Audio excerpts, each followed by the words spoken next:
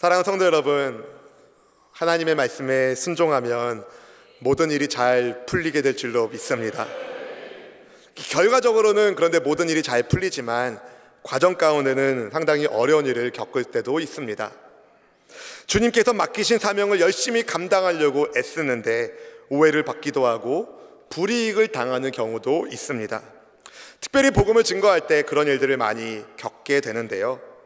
에베소 출신의 드로비모는 이 사실을 너무 잘 알았던 사람이었습니다. 그는 바울의 동역자로 에베소가 고향이고 바울이 복음을 증거해서 예수님을 믿게 된 성도였습니다. 여러분, 드로비모의 고향인 에베소는 어떤 곳이었습니까? 사도행전 말씀을 통해서 우리가 본 것처럼 에베소는 우상의 도시예요. 세계 7대 불가사의 가운데 하나인 아데미 여신, 아주 크고 웅장한 여신으로 유명한 아데미 여신이 있는 우상의 도시가 바로 에베소입니다. 바울이 그곳으로 선교하러 가지 않았더라면, 그가 복음의 말씀을 전하지 않았더라면 그곳 출신의 드로비모는 예수님을 영접할 수 없었을 것입니다. 그리스도인이 되지 못했을 것입니다. 바울의 전도 사역을 통해서 드로비모가 예수님을 믿게 되었고 그리스도인이 되었습니다.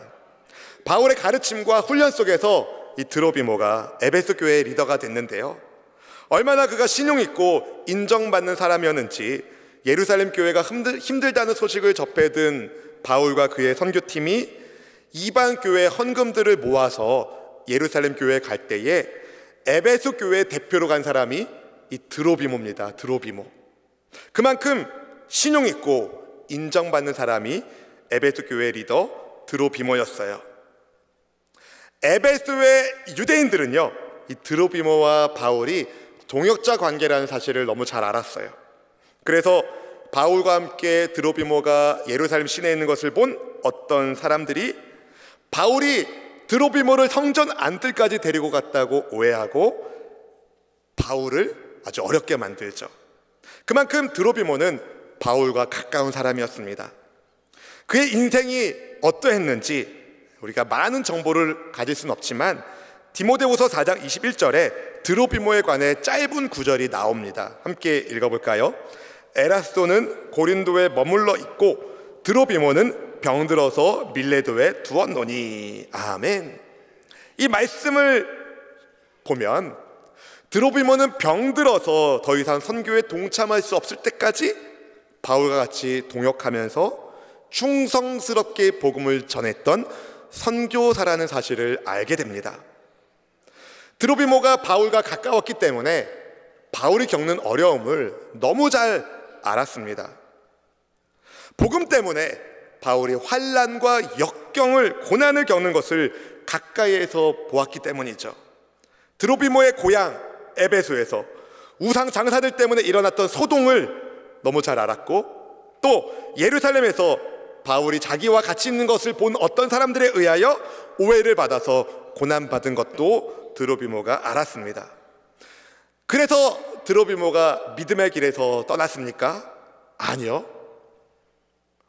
아마 바울이 감옥에 갇혔을 때에 드로비모가 찾아와서 이렇게 얘기했을지도 모릅니다. 형제요, 내가 당신과 가까이 하지만 않았더라면 당신이 이렇게 고난을 당하지 않아도 됐을 텐데. 그때 바울이 뭐라고 얘기했습니까?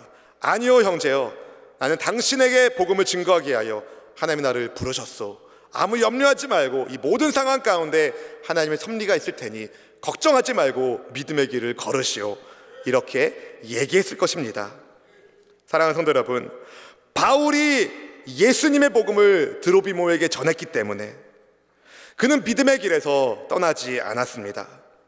바울이 전해준 복음이 드로비모의 생각을 바꾸고 그의 영혼을 새롭게 하고 하나님의 백성 되게 만들었습니다. 바울이 전도하지 않았다면 드로비모 같은 사람이 나올 수 있었을까요? 이처럼 하나님께서는요, 바울의 전도를 통하여, 선교를 통하여 주를 알지 못하던 수많은 이방 사람들에게 예수님을 믿게 하는 은혜를 베풀어 주셨습니다. 그리고 바울에게 하나님이 비전을 주시는데 로마에 가서도 복음을 증거하는 비전을 주셨어요. 하나님께서 주신 비전에 따라서 바울이 먼저 예루살렘에 들렸다가 이제 로마로 가려고 했는데 그런데 예루살렘에 가는 도중에 바울이 여러 가지 이야기를 들었죠. 성령께서 그를 향하여 하신 말씀, 예루살렘에 가면 어려운 일을 겪게 될 것이다. 그래서 바울을 아끼는 사람들이 가지 말라고 말렸어요. 하지만 바울은 내가 달려갈 길을 달려가고 끝까지 달리고 예수님께로부터 받은 사명을 끝까지 완수하기 위하여 목숨을 다하겠다는 결단과 함께 예루살렘에 갑니다. 가이사랴에서 빌립 집사님 집에서 머물고 있을 때 아가보 선지자가 와서 예언을 합니다. 바울이 묶여서 이방인의 손에 넘겨질 것이라고. 그래서 동료들이 다시 한번 눈물로 호소하며 바울을 말렸어요. 가지 마세요. 가지 마세요. 울면서 말렸어요. 그렇지만 바울은 예수님의 이름을 위해서라면 결박이 아니라 죽을 것도 각오했다고 분명한 태도를 보였습니다. 긴장된 마음으로 예루살렘에 올라간 바울과 그의 일행을 그런데 예루살렘 교회 리더들이 환영해 주죠. 하나님께 영광 돌리며 행복한 해우를 합니다. 다만 율법에 열심히 있는 어떤 사람들 때문에 바울이 오해를 받고 있었고 바울이 해를 받을 것이 염려가 되어서 야고보 사도와 예루살렘 교회 장로님들이 바울에게 율법을 준수한 모습을 보여달라고 권면합니다. 마침 결례 예식을 율법에 따라서 서원한 몇 사람의 결례 의식을 같이 행하고 삭발 비용을 대신 지불해 줄 것을 요청하죠. 이때 바울은요, 이방 교회의 탑 리더였어요. 이방 교회의 탑 리더. 예를 들면 이방 지역 여러 교회 회장급 되는 지도자였어요. 나름 인지도가 있는 교회 지도자로서 이방인들을 위한 사역을 열심히 감당해서 명성도 있었는데 그의 선교와 헌신을 통해서 많은 사람들이 예수님 믿게 되었고 교회가 세워졌기 때문에 그만큼 영향력이 있는 사람이었는데, 그리고 굳이 바울이 율법을 준수할 이유도 없었지만 예루살렘 교회의 리더들의 권면을 바울이 수용합니다. 그가 증거하는 복음을 위해서, 예루살렘 교회와 이방 교회의 연합을 위해서 유대인에게는 유대인과 같은 모습으로 복음을 전하겠다는 그의 신조에 따라서 바울이 정결 예식을 행합니다. 아주 많은 액수의 재정도 비용도 지불했어요. 그럼 좀 상황이 나아져야 될 것 같은데 성령님이 하신 말씀이 있잖아요. 상황이 어렵게 되었습니다. 7일이 걸리는 정결 기간의 마지막 날 마무리 의식을 행하려고 바울이 성전에 갔는데 아시아에서 온 유대인, 에베소에서 온 사람들이에요. 아시아에서 온 유대인들이 바울을 발견하고 붙잡았습니다. 그리고 소리를 질렀어요. 이스라엘 사람들아 와서 도우라, 이렇게 외칩니다. 본문 28절 말씀을 함께 읽어볼까요? 읽어보겠습니다. 외치되 이스라엘 사람들아 도우라. 이 사람은 각처에서 우리 백성과 율법과 이곳을 비방하여 모든 사람을 가르치는 그 자인데 또 헬라인을 데리고 성전에 들어가서 이 거룩한 곳을 더럽혔다 하니. 아멘. 사람들이 바울을 향해서 외치는 죄목, 우리 유대인과 율법과 성전을 비방했다. 그리고 헬라인을 데리고 성전에 들어갔다. 거룩한 성전을 더럽혔다는 죄목을 쓰였습니다. 마치 바울이 어마어마한 죄인 것처럼 이스라엘 사람들아 도우면서 소리를 질러댔어요. 지금 바울이 왜 예루살렘 성전에 들어갔습니까? 율법에 따라 정결의식을 마무리하려고 간 거예요. 바울이 율법을 무시한 게 아니었습니다. 이스라엘의 전통을 무시한 게 아니었습니다. 바울은 성전에 들어간 목적, 율법에 따라 정결 기간에 마무리하려고, 정결의식을 마무리하려고. 그런데 분노한 유대인들에게는 이게 보이지 않았어요. 왜 이렇게 그들이 분노했는지 보니까 드로비모와 바울이 가까웠기 때문이었습니다. 본문 29절 말씀은 이렇게 이야기해요. 같이 한번 읽어볼까요? 이는 그들이 전에 에베소 사람 드로비모가 바울과 함께 시내에 있음을 보고 바울이 그를 성전에 데리고 들어간 줄로 생각함이러라. 아멘. 바울과 드로비모가 예루살렘 시내에 같이 있는 것을 본 에베소의 유대인들이 분명 바울이 드로비모, 가까우니까, 바울과 가까우니까 분명히 바울이 드로비모를 데리고 성전 안뜰까지 들어왔을 것이다, 이렇게 추측하고 흥분하고 화를 낸 겁니다. 예루살렘 성전에는요, 이방인에게 허용되었던 바깥들이 있고, 그 바깥들과 여인들의 뜰에 장벽이 하나 있었어요. 약 1.3m가 넘는 장벽인데요, 거기에 헬라어와 라틴어로 곳곳에 경고문이 쓰여 있습니다. 이곳을 넘어오는 외국인은 자기 목숨을 책임지시오, 이렇게 써 있었어요. 이방인에게는 성전 바깥 마당만 허용되었는데 바울이 이것을 어겼다, 사람들이 단정 지은 겁니다. 사실 바울은 드로비모를 데리고 성전 안뜰에 들어간 적이 없었어요. 바울을 붙잡은 유대인들은 그런데 추측만으로 바울에게 죄목을 뒤집어 쓰여서 자세한 조사도 하지 않고 그를 압박합니다. 때립니다. 죽이려고 했습니다. 바울에 대해서 유대인들이 가지고 있는 편견, 잘못된 소문들, 바울을 어렵게 만든 것이죠. 바울은 무고했습니다. 그런데 성경의 말씀대로, 성령께서 말씀하신 대로 환난이 그를 찾아왔죠. 이스라엘 민족과 율법과 성전을 비방했다, 이방인을 성전으로 데리고 들어와 거룩한 곳을 더럽혔다라는 이 에베소에서 온 유대인들의 말을 들은 예루살렘 시내의 유대인들이 소동을 벌이기 시작합니다. 뭐라고? 도성에 있는 백성들이 다 달려와서 바울을 붙잡고 성전 바깥으로 끌고 내쳤습니다. 본문 30절 말씀을 같이 읽어볼까요? 30절 말씀. 온 성이 소동하여 백성이 달려와 모여 바울을 잡아 성전 밖으로 끌고 나가니 문들이 곧 닫히더라. 여러분, 왜 흥분한 백성들이 바울을 붙들고 성전 바깥으로 끌고 나갔을까요? 그리고 왜 성전문은 닫혔을까요? 자기들 나름대로는 거룩한 성전이 피로 더럽혀지면 안 된다는 생각 때문에 바울을 끌고 나온 거예요. 그리고 성전문을 닫은 거예요. 바울을 끌고 나온 사람들이 때리기 시작합니다. 바울을 때리기 시작합니다. 죽기 일보 직전까지 갔어요. 성난 폭도처럼 바울을 때리고 있을 때, 이 폭력의 순간에, 그런데 하나님이 놀라운 섭리를 보여주십니다. 바로 로마 군대를 보내서 바울을 보호하시는 거예요. 할렐루야! 예루살렘에 소요가 일어난 것을 보고 군사들이 급히 달려왔는데요, 굉장히 신속하게 달려올 수 있었어요. 이스라엘 명절 때, 6월절이나 77절이나 오순절이나 초막절이나 명절 때 사방에 흩어져 있었던 유대인들이 예루살렘에 모여서 절기를 지키는데, 그때 로마 군인들은 긴장하면서 진돗개 1호 같은 신호를 좀 보냈습니다. 경계태세를 좀 강화했어요. 혹시라도 소란이 일어날 것을 주의한 거죠. 지금 명절 즈음입니다. 절기 때입니다.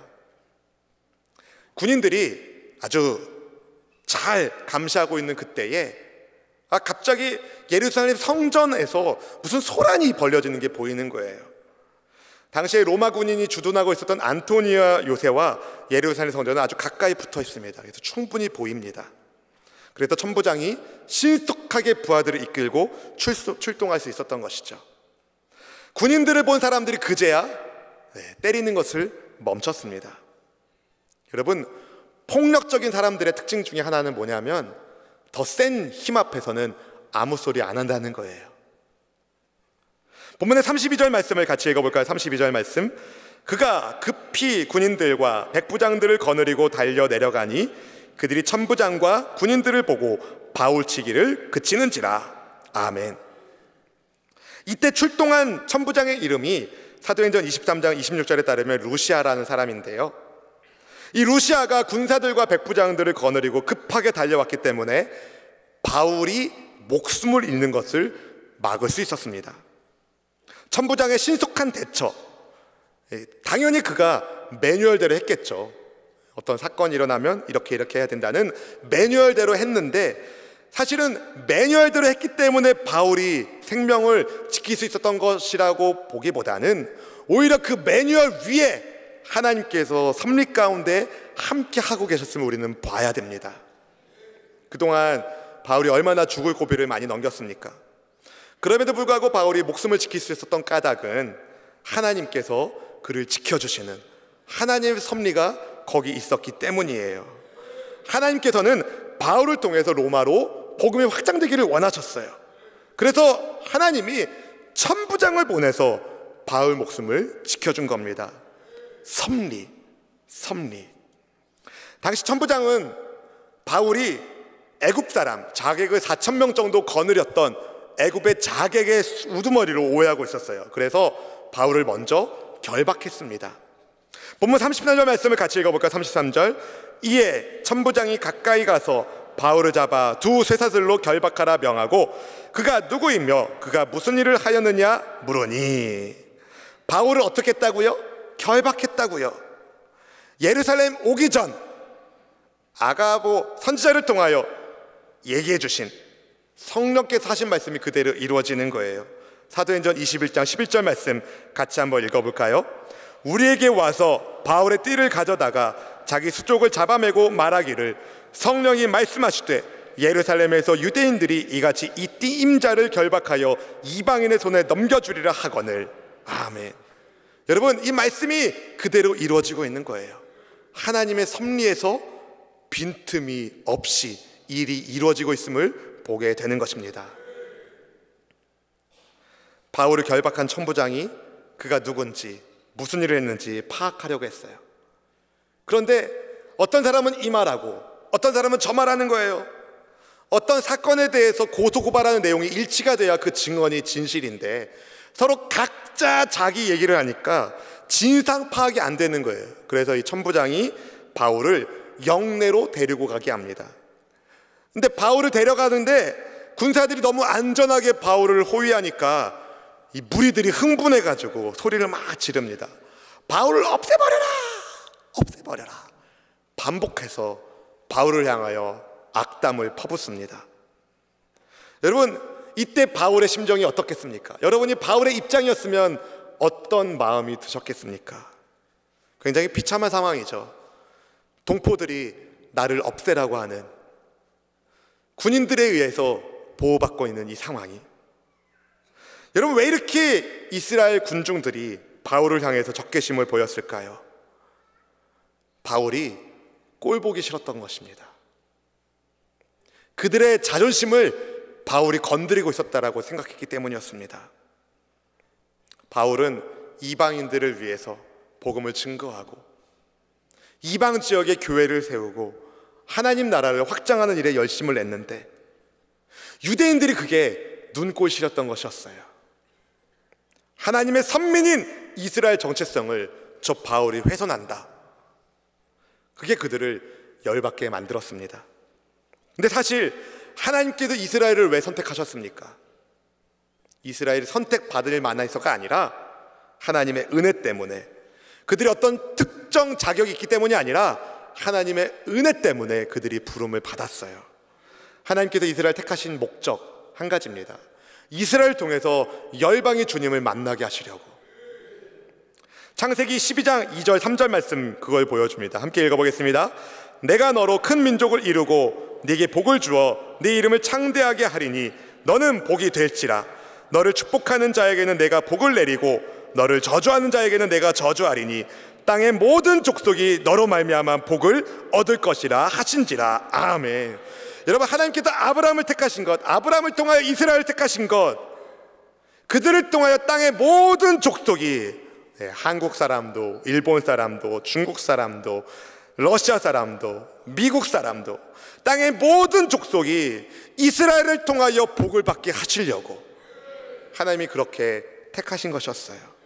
복의 통로로 복의 사명을 감당하게 하시기 위하여 하나님이 이스라엘을 부르셨는데, 그런데 이스라엘이 목이 뻣뻣해진 거예요. 교만해진 거예요. 다른 민족을 무시합니다. 깔보기 시작합니다. 심지어 이방 사람들을 사람 취급하지 않게 되었어요. 이방인은 지옥의 땔감, 지옥의 불쏘시개, 이 정도로 생각했습니다. 그런데 바울이 이방인들의 복음을 증거하고 그들이 하나님의 백성이 되었다고 선포하고 하나님의 나라를 확장하니까 이게 너무 기분 나쁜 거예요. 이스라엘 백성들의 잘못된 선민의식, 편협한 민족주의에 갇혀서 그들은 폭력적인 사람이 되고 말았습니다. 하나님과 상관없는 종교인이 되고 말았다는 것이죠. 바울을 죽이라고 외쳤던 사람들, 차마 성전 안에서 피를 흘릴 수 없으니까 바울을 끌고 성전 바깥에 나갔지만, 정작 하나님이 귀히 여기시는 사람의 생명, 바울의 생명, 이방인의 생명을 아주 우습게 여겼던 이들, 성전을 그렇게 애지중지 관리하면서 율법을 그렇게 열심히 지키면서 정작 하나님의 뜻과는 상관없이 사는 사람들, 그들은 바울을 의심하고 오해하고 때리는 것에 전혀 가책을 느끼지 않았습니다. 나름대로는 옳은 일을 한다는 자부심을 가지고 있었지만 그들은 하나님과는 상관없는 폭력적인 사람들이었어요. 거룩한 성전에서 끌려나가서 인간의 폭력성에 그대로 노출된 바울의 마음이 어땠을까요? 아마 스데반 집사님의 생각을 했을지도 모릅니다. 혹은 십자가 길을 걸으신 예수님을 떠올렸을지도 모릅니다. 그리고 한편으로는 그 폭력의 현장에서 하나님께서 보내주신 로마 군인들을 통하여 자기가 지켜지는 것을 보면서, 아, 하나님께서 나를 로마까지 인도하시기 위하여 나를 지금 지켜주신구나 라는 하나님의 섭리를 깨달았을지도 모릅니다. 오늘 말씀의 제목은 여기서 나온 거예요. 폭력을 뛰어넘는 하나님의 섭리. 여러분, 섭리가 뭘까요? 예를 들면 이런 겁니다. 어떤 사람이 배를 타고 가다가 배가 난파가 됐어요. 혼자 무인도에 가게 됐어요. 혼자 무인도에 있는 거예요. 캐스트 어웨이라는 영화가 있는 것처럼, 그 영화처럼 혼자 무인도에 가 있는 거예요. 어떻게 합니까? 당장 머물 집을 구해야 돼요. 찾아야 돼요. 만들어야 돼요. 그래서 나무를 베고 잎을 세워서 하룻밤 앞으로 살 집을, 처소를 마련해 놨는데, 그만 이 불 피우다가 불똥이 튀어가지고 그 밤에 홀라당 그 집이 타버린 거예요. 이 사람이 땅을 치면서 하나님, 오늘 밤 어떻게 지내라고, 앞으로 어떻게 살라고 기껏 만들었던 집이 불탔습니까? 막 울면서 기도하다가 지쳐서 잠들었어요. 근데 그 밤에 그를 구하려고 구조대가 온 거예요. 알고 보니까 그 전날 불난 걸 보고 신고가 들어간 거죠. 할렐루야. 여러분, 이런 게 섭리인 거예요. 섭리. 하나님의 스케줄 안에서 일이 진행되어 가고 있는 것. 바울이 폭력에 노출되어서 매맞고 있었지만 하나님은 로마 천부장을 통해서 그를 지켜주시고, 로마 천부장과의 관계 속에서 바울이 로마에까지 가게 되는 길이 열리게 됩니다. 사랑하는 성도 여러분, 우리가 살고 있는 세상은요, 굉장히 폭력적인 세상입니다. 힘의 주도권이 역사하는 세상. 힘을 가지고 남을 누르고, 힘을 가지고 자기 목소리를 내는 그런 세상에 우리가 살고 있습니다. 짐승들의 세계만이 약육강식의 사회가 아니라 우리가 사는 인간 세상도 그렇지 않습니까? 그런 얘기 하잖아요. 1등만 기억하는 뭐뭐뭐 세상. 여러분, 바울도 원래 그런 세계관을 가지고 있었던 사람이었어요. 그래서 열과 성의를 다해서 율법을 지키는 데 열심히 냈던 사람이었어요. 율법에 따르면 남을 달려 죽은 자는 저주받아 죽은 자니까 예수는 절대로 부활할 수 없고 예수님의 복음은 절대로 참을 수 없다라고 믿고, 그는 복음을 믿는 그리스도인들을 핍박하는 일에 앞장섰던 사람이었습니다. 스스로가 혈통에 대해서 자부심을 가지고 있었어요. 베냐민 지파 중에 베냐민, 바리새인 중에 바리새인, 배울 만큼 배우고 율법에 있어서 또 1등이었던 사람, 그가 바로 바울이었습니다. 그랬던 그가, 예수님의 복음을 미워하고 핍박했던 그가, 그런데 부활의 예수님 만나고 난 다음에 회심한 이후로 완전히 딴 사람 된 거예요.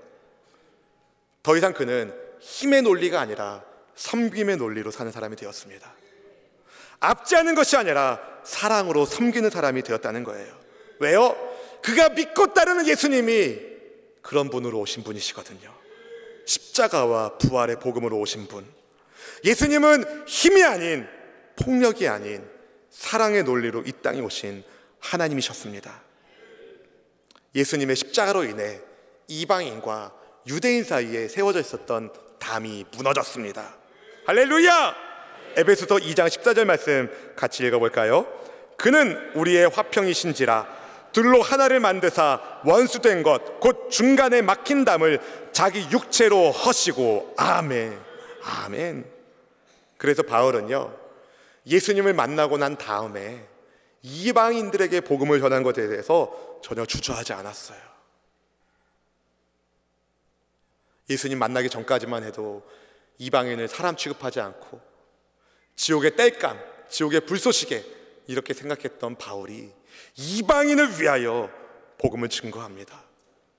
바울은 단 한 번도 내가 이방인들에게 복음을 전했기 때문에 이런 고생을 한다 낙심하며 하나님 앞에 불평 불만을 토로하지 않았습니다. 그는 이방인과 관계 맺는 것을 전혀 두려워하지 않았습니다. 왜요? 하나님이 십자가 아래서 이방인과 유대인을 하나 되게 하시는 것을 믿었기 때문에. 사랑하는 성도 여러분, 하나님의 뜻에 순종하여 진실한 성도가 되어 믿음의 길을 걸어갈 때에 본문에 나온 바울처럼 온갖 수모와 고초를 겪을 수도 있습니다.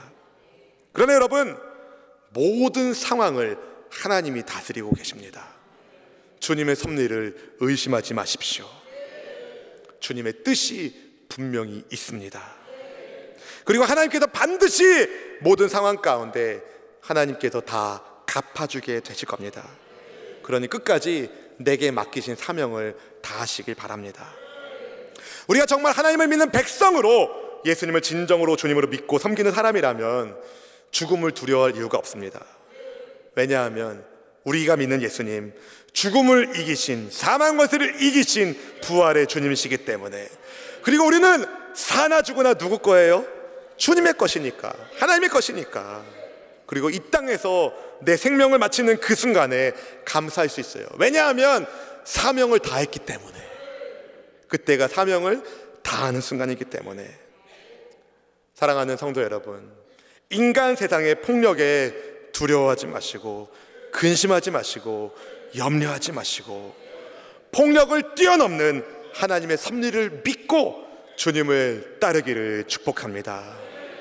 그리고 우리 가운데 단 한 분도 이 에베소에 온 유대인들처럼 하나님의 뜻을 곡해하여 누군가를 힘들게 만드는 사람이 한 분도 없기를 바라고, 폭력의 방식이 아니라, 힘의 방식이 아니라 사랑의 방식으로 서로 사랑하며 섬기며 아껴주며 기도하며 여러분의 가정이 그렇게 돌봄받고 여러분의 직장과 일터가 그렇게 보호되고 우리 교회가 그렇게 굳건하게 서는 은혜가 있기를 주님의 이름으로 축원합니다. 이것을 위하여 여러분 하나님께 통찰력을 구하십시오. 영적인 분별력을 구하십시오. 여러분 가짜뉴스, 거짓된 소문에 흔들리지 마시고 예수님처럼 모든 일을 사랑으로 행하는 여러분 모두가 되기를 주님의 이름으로 축원합니다. 여러분 기억합시다. 모든 일을 뭐로 하자고요? 사랑으로 합시다.